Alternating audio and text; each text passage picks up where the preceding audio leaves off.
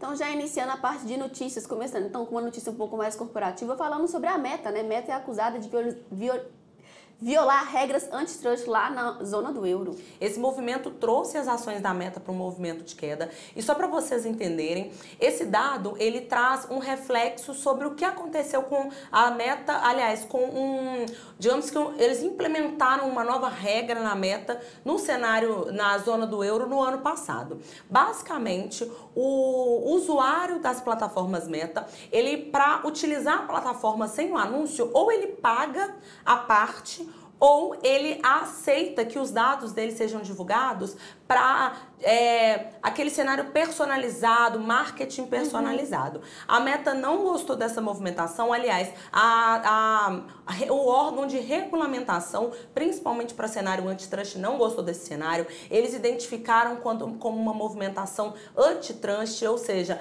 fora num cenário de competição.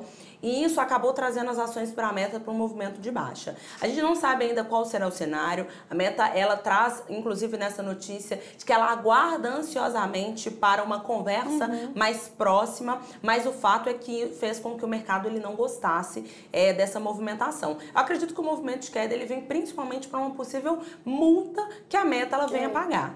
Para quem não sabe, né, a antitrust é aquela lei, né, aquela regulamentação contra aquela competição competição desleal, né, que a gente vê aí no mercado. Exatamente. Agora comentando justamente sobre o que trouxe essa movimentação de baixa para as ações da zona do euro. A inflação na zona do euro ela desacelera em junho, porém os custos de serviço eles pesaram. Então, pessoal, o número cheio de inflação ele veio abaixo, né, mas assim bem em linha com o que o mercado esperava. Porém, o núcleo, que é aquele que exclui os bens voláteis, ele veio acelerando, principalmente puxado pela parte de serviços. E isso traz uma preocupação para o mercado sobre como é que vai ser o comportamento do Banco Central frente a essas novas pressões inflacionárias.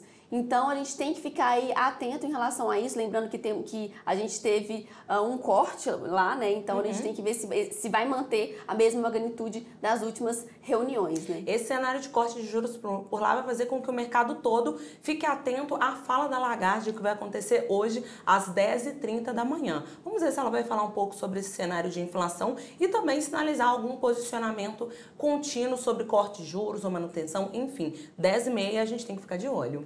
E aí, entrando já no mercado nacional, ontem nós trouxemos aí notícias com o André referente a como foi o primeiro semestre. Agora, o que esperar desse segundo semestre do ano de 2024, principalmente para o cenário interno? É isso. O cenário para o mercado Brasil, ele não foi fácil. Gente, o Bovespa, ele caiu bastante, mais de 8%. Para vocês terem ideia, o Ibov perdeu até para poupança nesse primeiro semestre. Então, esse movimento de queda, ele tem vários motivos, justificativas como o patamar de juros em cenários mais altos. Isso faz com que o investidor ele prefira o investimento em renda fixa do que o investimento em renda variável. Além disso, a preocupação com o cenário fiscal aqui no Brasil. Isso faz com que o mercado ele tire um pé de movimentos mais arriscados. O investidor talvez ele vai ser um pouco mais cauteloso. E ainda tem aquela grande discussão que a Gabi sempre comenta aqui no Morning Call com vocês, que é o cenário entre a independência do Banco Central, o que o governo ele espera do posicionamento do Banco Central. Tudo isso alerta a aversão a risco. Para que a gente observe um cenário de melhora para o Ibovespa, a gente precisa primeiro identificar um cenário fiscal um pouco mais estável, mais organizado. O mercado ele precisa estar mais tendencioso, com apetite ao risco e também cenário de corte de juros, não só aqui, como também no Brasil, para que a gente consiga observar uma retomada da Bolsa. O fato tem muito ativo barato, gente. Tem muito ativo barato. Eu acredito que existem algumas oportunidades pontuais. Eu confesso que eu já teria começado a comprar bolsa nas minhas alocações, seja através de fundos de investimento ou para você que pode fazer investimento em ações. Tem muita coisa boa, tem muita coisa descontada, mas a gente tem que tomar cuidado. Enquanto o cenário não estabilizar, a preocupação ela pode continuar e choques de curto prazo ainda podem acontecer. Aí, comentando ainda sobre o cenário Brasil, o mau humor local jogou o dólar, gente, para a região dos 5,65. O euro foi para o 6,07. Então, não só no local, mas no cenário externo, a coisa não tá tão interessante assim. Ontem o dólar, então, bateu o maior patamar dos últimos 2 anos e meio, tá? E não foi só por questões internas, não. A gente teve que falar aí Falo por parte do governo, que mais uma vez trouxe uma movimentação aí negativa, mas o próprio TDS, como o Stephanie havia comentado, ele chegou a bater os 4,5 e a gente é também impressionado por essa questão. Parece que aqui no Brasil as notícias ruins, elas ficam mais ruins, mas a parte quando é positiva a gente não está sentindo tanto assim.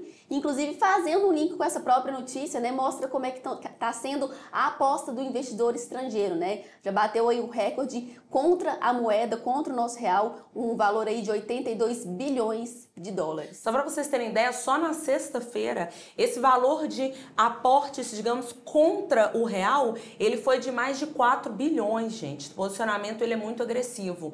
E essa movimentação, ela faz com que o mercado ele entenda por que as pessoas estão se posicionando tanto contra o real. Nessa notícia do valor, eles comentam até que pode não necessariamente ser um posicionamento contra o real, mas talvez um posicionamento de hedge, que de certa forma acaba sendo também uma posição contrária. Você falou, né? Não é contra o real, é protegendo a minha carteira. Exatamente. Não é contra o real, é a favor do meu dinheiro, a favor da minha carteira. Então acaba que esse posicionamento mais forte de movimentos contra o real, não só de investidores domésticos, mas principalmente de investidores internacionais. Isso acaba pressionando a movimentação. O real ele se desvaloriza, o dólar ele sobe no movimento mais importante e é aquilo que a gente sabe, né, gente? Infelizmente, o real ele é a pior moeda quando a gente compara com os outros, não só com os pares